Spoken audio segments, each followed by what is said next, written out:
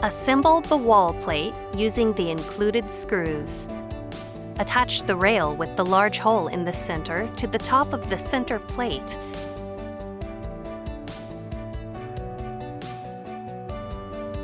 Then attach the other rail to the bottom of the center plate.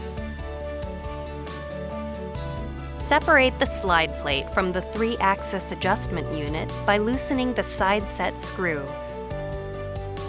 removing the 2 large screws, and sliding the plate off. Attach the plate to the top of the projector using the 4 included screws. Attach the 3-axis adjustment unit to the mount arm using the included screws.